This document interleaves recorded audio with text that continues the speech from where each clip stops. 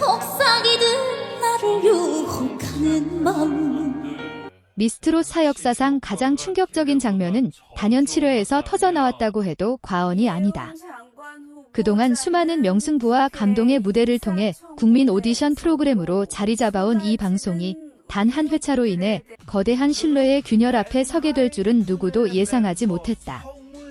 문제의 중심에는 길려원의 평가와 그에 따른 결과가 있으며 방송 직후 시청자들 사이에서는 단순한 실수나 취향 차이를 넘어서는 무언가가 있는 것 아니냐는 의문이 빠르게 확산되고 있다.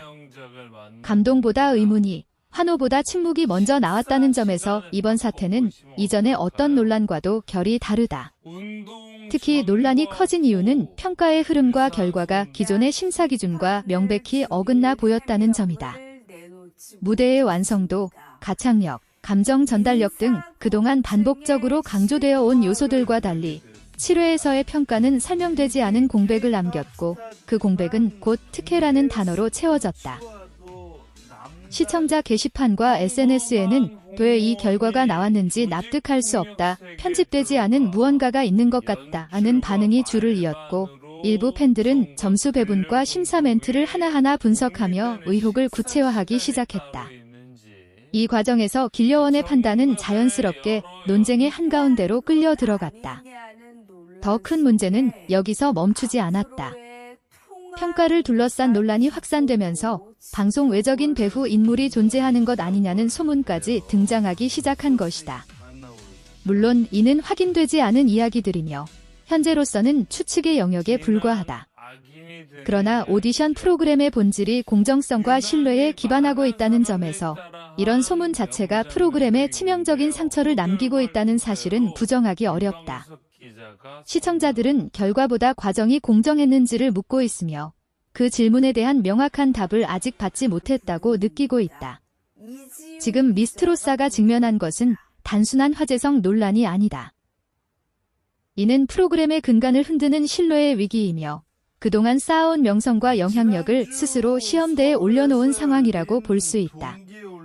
침묵으로 넘기기에는 의혹이 너무 커졌고 가볍게 해명하기에는 시청자들의 실망이 이미 깊다.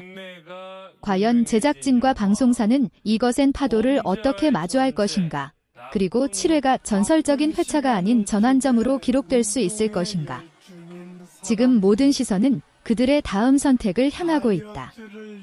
이러한 상황에서 더욱 주목해야 할 점은 시청자들의 반응이 과거 논란 때와는 확연히 다르다는 것이다. 이전 시즌들에서도 편집 논쟁이나 특정 참가자에 대한 호불호는 늘 존재해왔지만 이번처럼 프로그램의 공정성 자체를 정면으로 문제 삼는 분위기는 매우 이례적이다. 온라인 커뮤니티와 각종 SNS에서는 단순한 감정적 반응을 넘어 방송 구조와 심사 시스템 전반을 되짚어보는 장문의 분석 글들이 연이어 등장하고 있다. 시청자들은 더 이상 방송이니까 그럴 수 있다는 태도로 넘어가지 않으며 오히려 국민이 참여하는 오디션이라면 국민에게 설명할 책임이 있다고 목소리를 높이고 있다. 특히 7회 이후 공개된 일부 비하인드 장면과 심사위원들의 발언이 다시 조명되면서 논란은 더욱 불을 지폈다. 방송 당시에는 크게 문제되지 않았던 말 한마디, 표정 하나가 결과를 알고 난 뒤에는 전혀 다른 의미로 해석되고 있는 것이다. 이 과정에서 길려원의 심사 스타일과 기준 역시 재평가의 대상이 되었고 일관성이 없다, 개인적 호불호가 과도하게 반영된 것 아니냐는 지적이 잇따랐다. 물론 심사는 본질적으로 주관적일 수밖에 없지만 문제는 그 주관성이 설명되지 않았다는 데 있다.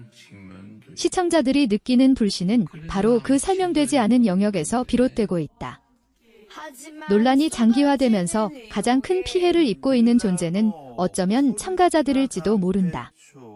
무대 위에서 최선을 다해 노래를 부른 이들의 노력과 감정이 결과에 대한 의혹과 소문 속에서 왜곡되거나 가려지고 있기 때문이다. 일부 참가자들은 원치 않게 특혜 논란의 중심에 놓이게 되었고 또 다른 참가자들은 억울한 탈락자라는 이름으로 소비되고 있다. 이는 오디션 프로그램이 추구해야 할 건강한 경쟁 구도와는 거리가 멀며 음악과 무대보다 논쟁이 앞서는 씁쓸한 풍경을 만들어내고 있다. 제작진의 대응 방식 또한 논란의 불씨를 키우는 요소로 작용하고 있다. 현재까지 공식적인 입장은 매우 제한적이며 대부분의 의혹에 대해서는 방송 분량과 편집상의 한계라는 설명만이 반복되고 있다. 그러나 이러한 해명은 오히려 시청자들의 의문을 해소하기보다는 더 많은 질문을 낳고 있는 상황이다. 왜 특정 평가는 자세히 다뤄지지 않았는지, 왜 결과 발표 과정에서 충분한 맥락 설명이 없었는지에 대한 구체적인 답변이 없는 한 신뢰 회복은 쉽지 않아 보인다. 시청자들은 단순한 사과가 아니라 납득 가능한 과정 공개를 요구하고 있다.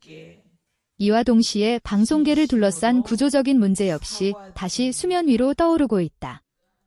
오디션 프로그램이 높은 화제성과 시청률을 유지하기 위해 의도적으로 갈등을 만들고 극적인 서사를 강조해왔다는 비판은 오래전부터 존재해왔다. 그러나 미스트롯 7회 논란은 그 연출의 선을 어디까지 허용해야 하는가라는 근본적인 질문을 던지고 있다. 과연 드라마틱한 전개를 위해 공정성에 대한 의심을 감수하는 것이 정당한가? 아니면 이제는 시청자들이 그런 방식에 더 이상 관대하지 않은 시대에 접어든 것인가? 무엇보다 이번 사태가 의미하는 바는 시청자들이 더 이상 수동적인 소비자가 아니라는 사실이다. 그들은 방송을 분석하고 기록을 남기며 문제를 제기하는 적극적인 참여자가 되었다. 이 변화된 시청자 의식은 미스트롯 4뿐만 아니라 향후 모든 오디션 프로그램에 중요한 경고로 작용할 가능성이 크다.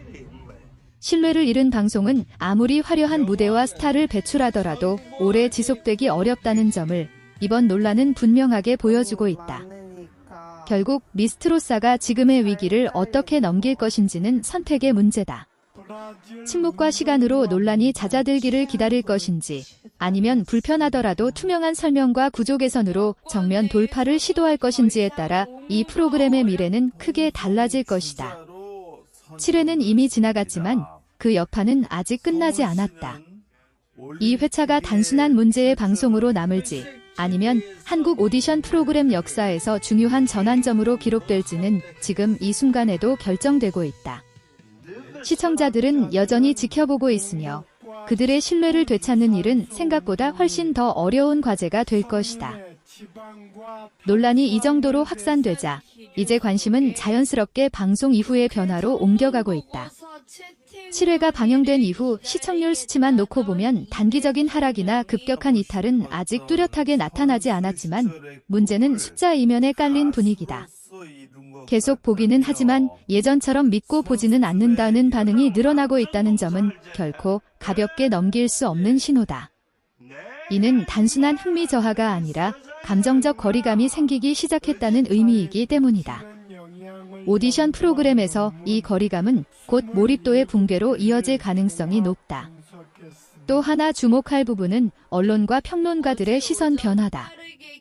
초기에는 자극적인 제목 위주의 기사들이 쏟아졌다면 시간이 지날수록 구조적 문제와 제작 시스템을 짚는 분석성 글들이 늘어나고 있다. 이는 이번 사태가 단발성 이슈로 소비되기보다는 방송 산업 전반의 문제로 확장되고 있음을 보여준다. 특히 심사위원의 권한과 책임, 제작진의 편집 개입 범위, 결과 공개 방식의 투명성 등 그동안 관행처럼 여겨져 왔던 요소들이 다시 질문의 대상이 되고 있다. 미스트롯사는 이제 하나의 프로그램을 넘어 오디션 시스템 그 자체를 상징하는 사례로 언급되고 있다.